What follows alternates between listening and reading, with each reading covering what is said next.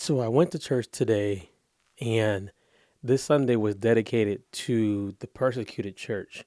So once a year, the church that I attend, the whole service is dedicated towards the Persecuted Church, and it's a real heavy, deep, but needed experience. They usually start off the service where they don't have all the musicians. They usually just have like a piano player, and they usually sing songs like in a medley. And they got to the part where the pastor began to explain why we do this, and then he began to explain some statistics. Now, that part alone would get you, but he told a story that I want to tell you guys today and reiterate my thoughts on how we can go forward. He told a story about a man where two stories. The first story was a man. He was outside of his home. He's getting ready to go back. And as he's on the outside of his family is home, his wife and his kids. And he sees I'm not going to name any religious sects on purpose, but he sees the military of this sect go into his village, and he sees his wife and his kids.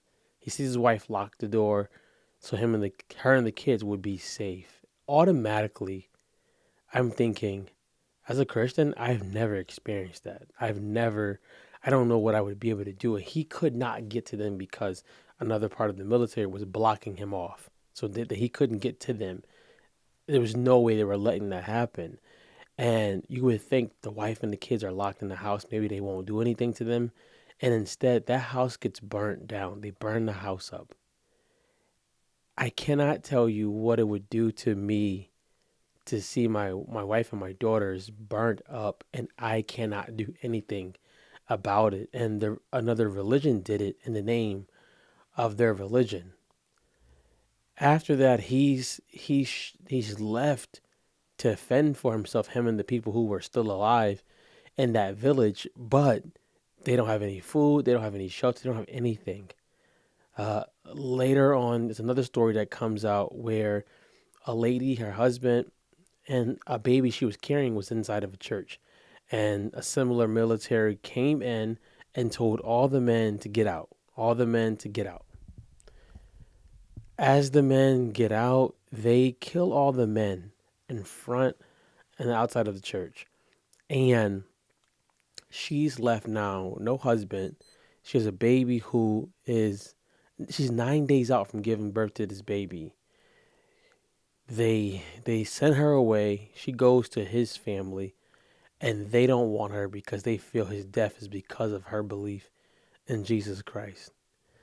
Later on in both of the stories, some churches around them get a wind of them and begin to offer help. And they begin to, those same people who were affected by this begin to forgive those armies, forgive the people who killed their spouses.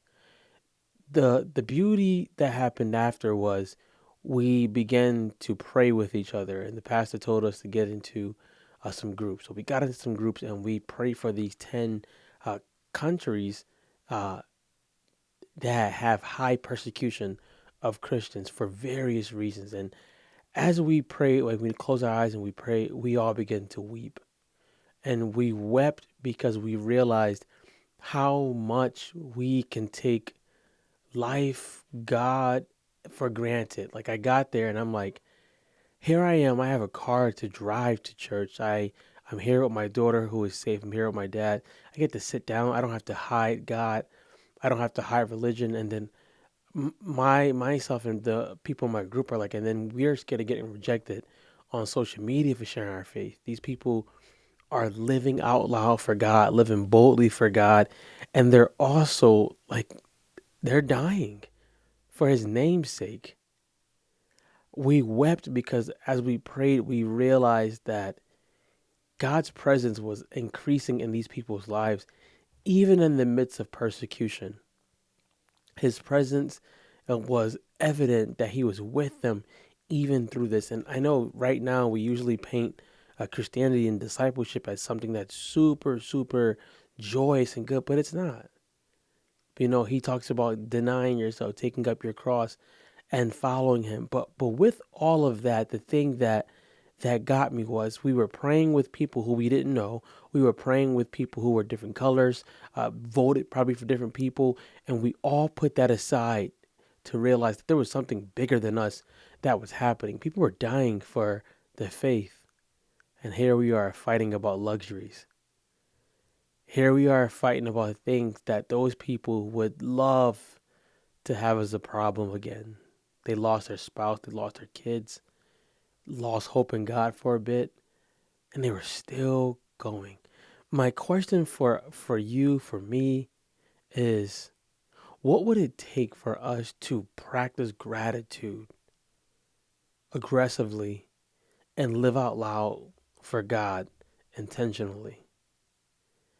I say that because I don't want any of us to have to face that in order to become grateful, but I rather us being a place where we can show God that we love Him, that we're grateful, and experience that with other believers, and not hating on denomination, not hating on second class issues or hating on non-essential issues, but finding a way to love each other like He told us to do, finding a way to give to those organizations that help support writing letters and things like that.